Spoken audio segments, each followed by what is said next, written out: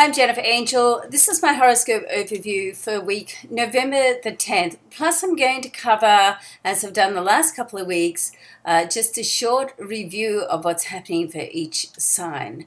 And I hope this is working out because it does sort of save considerable time to process one video rather than the 12 videos. So this was sort of my compromise to get the weekly videos back on track for you, as a lot of you have been asking for them. So I hope this format's working, and if you do like it, I'd love it if you can help promote them for me on your social networking, because that's another thing that I hardly ever have time to do, and it's such a big part of our world today. So that I would really appreciate. All right, so let's have a look. There's a lot of aspects this week. So I'm going to quickly go through them and then do the highlights. So first of all, on the 10th, we've got Mars is conjunct Pluto. So they're both in the sign of Capricorn, both at the same degree. So this is a highly assertive planetary aspect, and it really helps you just get things done. Now, of course, you have to be careful with Mars, because Mars can be very assertive, or it can cross the line into being aggressive, okay? And when you've got like that Pluto energy, which uncovers anything that needs to be dealt with, then anything can happen. So you want to be a little bit careful about how you approach things. But Mars is a very motivating energy, and it really does help you get in there and get your life sort of organized if you use the energy in the way you know that it's best to use it, and that's to stay on top of things, stay focused, stay organized, and let things that are of more trivial nature, not that important in the big picture, fall away. But anything to do with Pluto can really uncover deep, dark issues that you've been perhaps not willing to look at. And so you put that with the Mars energy, then all those psychological energies sort of come up. Now, of course, in Capricorn, because they're both sitting in Capricorn, there's a certain amount of control that goes on in Capricorn. I should know, I'm a Capricorn. So, but with that control, we don't like to get out of control. So there's a certain amount of holding on to what's going on in your life rather than wanting to face it. And as I quite often say, the more that you hold on, the more that you push down, the more that you're blocking the energy. So you want to allow yourself to let the issues in your life come up to the surface, get emotional about them, and get in touch with how you feel, and then you can release them and make sure you're not blocking that energy, okay? So the Mars conjunct Pluto very much helps you do that, okay, whether you like it or not. All right, so moving on. So on the 12th, then we have a nice trine between Mercury, communication planet, and Neptune, the planet of intuition and romance and imagination. So this just helps you get sensitivity of what's going on. So if that Mars-Pluto is uncovering things, then the aspect between Mercury and Neptune is going to help you just be a little bit sensitive about it and approach it in a more diplomatic way, okay? Which helps to soften the rashness and impulsiveness of the Mars energy. Moving forward on the 13th, we've got the Venus, planet of love and money, is conjunct with Saturn. This is very good for stability. I mean, Saturn has been called many things, a planet of restriction and limitation, but in my mind, and I'm ruled by Saturn being in Capricorn, so I've had to come to terms with it, let's say, over time. In my mind, Saturn is real. Anything that happens under Saturn formation, it can be difficult, it can be hard work, you feel like you're, carrying a big load on your shoulders, but it's stability and security for the future, okay? So that's the payoff with Saturn, I think, anyway. Right, then we've got on that same day, the 13th, Mars is going to square Uranus. Now, this has been going on for some time. We did have back in April the Grand Cardinal Cross, which in many parts is still in operation. Not the full cross, but certainly some elements of it. And this is one element with the Mars is square. It was opposite for a while, Uranus, and now it's squaring Uranus. So there's a very impulsive energy happening here. So once again, you want to take a step back, think it through. Don't make any rash decisions or agree or disagree to anything until you're really sure about it. And the way that you feel sure about it, or one of the ways you feel sure about it, is that you tune into your instincts, your heart, and just, you know, what does it feel like, okay? We've got the Sun is square Jupiter, and the Sun, of course, is our most powerful energy force. The square can be a little confronting, and Jupiter is the planet of abundance and expansion. So here we've got, you have to be careful of people who exaggerate or overestimate things. To keep life in perspective. You know that saying, that old saying, which I love, if it looks and sounds too good to be true, it probably is. And following that, on the 16th, we've got Mercury, communication planet, sextile with Pluto. So this is a nice aspect. It opens up. So what came to a forefront and triggered off at the beginning of the week with Mars in conjunct with Pluto, now towards the or right at the end of the week on the Sunday this is, so over the weekend, I'm not sure whether this is New York time or Greenwich time I'm looking at here, so sometime over the weekend. This is going to help you just pave the way to bring things back into a more harmonious situation if it needs to. Neptune is going to come out of its retrograde transit on the 16th, so that's nice. It'll be less confusion happening around there. You can really trust your instincts more. And the 16th going into next week on the Monday, Venus is going to make a move into the sign of Sagittarius. So that's, you know, very nice for Sagittarius and very nice for each and every one of us as well, because that's Sagittarius is a freedom-loving spirit and a big thinker, a visualizer. So, you know, you put the Venus, the love, or the planet of love and money into that category, then that's a very nice feel. All right, let's go through and have a quick look now what's happening with each and every sign. I'm not going to touch on all the aspects for your sign, but I'm going to just see what stands out, okay?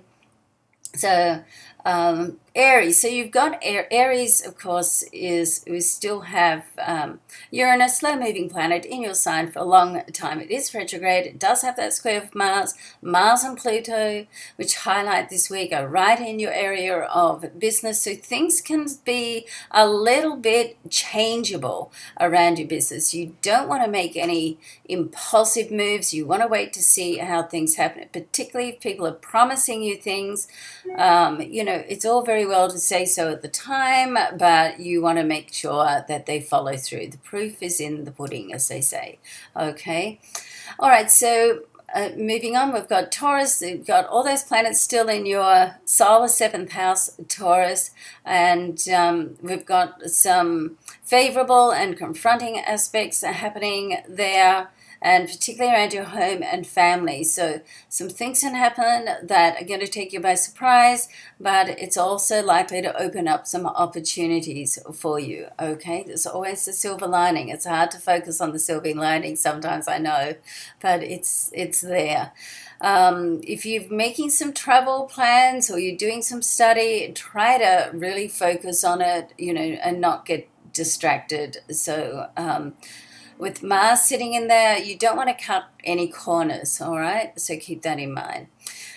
Gemini, we still have all this planetary activity happening in your day-to-day area of business. And with Venus there, this is a great time to look after your health and well-being and update your personal image as well. You want to make sure that that first impression is the impression that you want to come across, and it's a wow impression. Okay.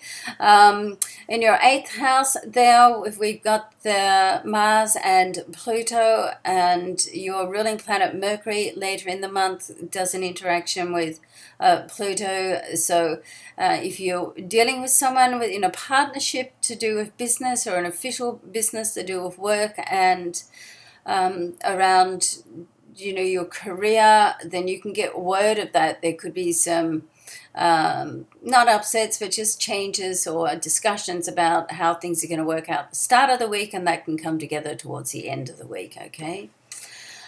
All right, Cancer, right opposite you, Cancer. All right, so we've got Mars and Pluto in that conjunction, right opposite in your area of relationships. So this is a very passionate, it's very assertive. You want to sort of take the lead, but not take over. So remember, the best relationships are the relationships of equality, and that's a good thing to keep in mind. You've got Uranus in that area of your career, your 10th house, and the Mars will square Uranus on the 13th. So this is midweek on the Thursday. So just be mindful towards this time and leading up and just after, pretty well the whole week, let's say, that you don't want to do anything rash. Try not to be impulsive, okay? And a great thing for Cancer to do is to sleep on it. When you sleep on it, all sorts of magical things sort of happen from that and come out of that, okay? When you wake up the next morning, it's like you've been in the spirit land, you've done all your discussions, and you've got your answers, and you feel clear. Who knows how that works, but it just does. And I know with my Cancer moon, then that certainly works for me. There's still a lot of activity in your 5th house, very good for creativity, very good for children. And if you're looking for love, then certainly a love affair can start in this area, particularly as Venus is in there as well, right through this week, and then it's going to make a move to the next sign at the end of the week. And Leo, so you want to be a little bit careful of burning the candle at both ends this week, Leo, because, I mean, that's all okay, but as long as you don't neglect your overall health well-being. Life really is about balance. There's always 1 or 2 areas in our life that take precedence, and they're like our priority at that time. But, when we come back to it, then, we want to get a little bit of balance, particularly as you're such a social person, and we have a lot of activities still there in your home and family. So you want to certainly go for your dreams, your goals, and the wishes, because Mars particularly gives you the motivation to do that, but you don't want to neglect your family, okay? Virgo, right opposite you, Virgo, we've got Neptune, and Neptune is going to come out of its retrograde transit later this week, on the weekend. So things can be a little less confusing around relationships. And if you've been second-guessing yourself, it's like, well, you think this is happening, but you feel that's happening, then you can start to get some more clarity around that. There's still a lot of activity happening in your solar 3rd house, so don't be surprised if you're in a position where you have to stand up and take control, okay? You have to stand up and take charge. It's like the buck stops with you, and you're the best person for that job, Virgo, anyway, so you're very reliable. But you could be asked to speak or give your opinion without too much notice, and you do like to be prepared, but you have all the answers, Virgo, so, just try to have faith that that's all going to work out as it should. All right, so Libra, right opposite you, Libra, in your solar 7th house of relationships, we've got Uranus there in a square midweek with Mars in your family zone. So it's like something that's going down around your home is going to also have a influence on your relationships. It's like you do one thing in one area and it affects another area of your life. So that's sort of been the theme for Libra and certainly all cardinal signs over this last year, and continues for a little while as well, and right through to the second quarter of next year, 2015. Monetary matters are still under the microscope, and you can, if you've been waiting on news for some money, then that can come through. Venus sits in this area, your ruling planet. She's also the temptress, so if you're on a budget, you might want to leave your credit cards at home, okay? All right, so Scorpio, we've got the 4 planets in your sign, or the 3 planets in the sun. So that's Mercury, communication, Venus, the planet of love, money, and Saturn. So in the middle of the week, 13th, we've got Venus and Saturn, both in your sign, conjunct. Okay, so they're at the same degree. So it's like a fusion of energy. If you're looking for love, then this is a great time for love, particularly as last week we had the full moon in your 7th house. So you want to just make yourself a little bit available, okay? So if you want love, then you have to be 2 things, physically and emotionally available. And if you're neither of those things, and your heart is desiring to be in a relationship, then that's the area that you need to work on, okay? All right, so Sagittarius, at the end of this week, Venus is going to move into your sign. So this week is a great time to really think about your personal life, particularly your love and your intimate life. And your relationships on all levels, but particularly your intimate relationship, if you have one. And if you have one, you might want to put a little more energy into that. If you're looking for love, it's a time to really, get in touch and with, what type of relationship you want, what sort of compatibility you want in your life, and to make sure that your core values are the same. And first of all, you need to get in touch with that and get that clear in your mind. Write it down, as Jim Rohn always says. If you want love, make a list, and see what happens from that point, okay? But it's very much in the planning, it's very much in your attitude, and very much what you put out. So you have excuse me, that Mars and conjunct Pluto in your solar 2nd house. Be careful you don't get involved in risky business with money, and be careful you don't make any rash decisions. On the other hand, if a good opportunity comes along, you feel great about it, your intuition is telling you this is for you, you've done your research and your homework, then go right ahead. Create a creative project at the moment can also go ahead. Once again, you want to make sure that you and the other people involved are all on the same page, okay? Not always an easy task.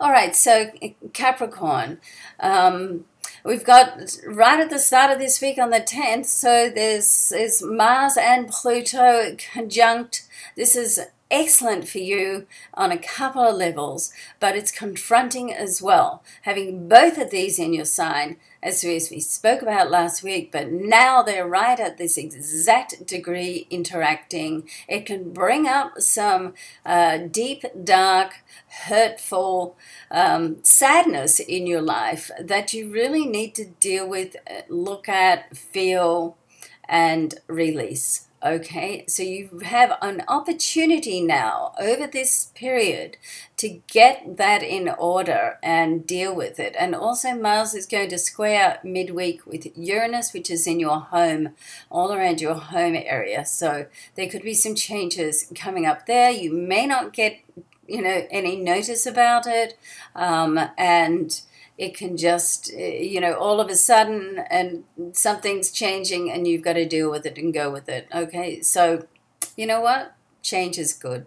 It stops you from stagnating, and there's something that a Capricorn never wants to do, and that's stagnate. You may not like the process of the change and the disruption of the change, but it's great to keep moving forward. The people that you meet over this time are likely to be significant in your life as well. Okay, so be open to going out, socializing, and meeting new people. Money is also favorable this week as well, and that can come through suddenly for you as well. All right. All right, have a great week, Capricorn. Let's move on to Aquarius. So Aquarius with Jupiter opposite you, and towards the end of the week, we've got in your 10th house where a lot of the planetary activity sits. We've got Venus, Saturn, Mercury, plus the Sun. And the Sun is in a square aspect with Jupiter, so you want to be careful that you don't get too infatuated about something that's happening in your life. And it's always good to have a plan B, I think. I mean, you know, plan for the best, but have a plan B. And when you plan for the best, it's great then just to let go of the attachment to it and then see what comes through, because sometimes when we hold on too tightly or we have our list too finely tuned, and then we can limit what we want to attract in our life. Okay, so you want to be a little careful of that. But very much love and work is very strongly highlighted in your chart now, and things can start to move ahead in that area. Okay. All right, so Pisces, your ruling planet, Neptune, in your sign, coming out of retrograde transit at the end of this week, it's at the end of the weekend. That's just going to help to clear a few things up for you. So if you've had some confusion going on, what's happening, what direction you're going into, this will help you be, number one, more imaginative, get in touch with where you are, where you want to end up, how you're going to get there. And number two, it's going to heighten your intuition. Now, there's quite a bit of energy happening with Mars this week, and Mars is sitting in your solar 11th house. So this is to do with friends, the people that you meet, and also a great time to give back. So, you know, sometimes when you just take the focus off yourself and you give out, then that energy comes back. It doesn't always come back from the same source. It can come back from somewhere else, and it's a matter of just keeping that energy rolling. Now, be careful around money matters this week, that you're not impulsive or make too many rash decisions, and particularly with friends. I mean, if somebody wants sort of a loan or a helping hand, then certainly you don't say no, but you want to be careful that you both understand who's accountable for what. And sometimes it's best just to give it as a gift. If you're in that position, of course. All right, so love and luck to you, Pisces, and love and luck to everybody else. And I hope you have a great week. I look forward to seeing you next week.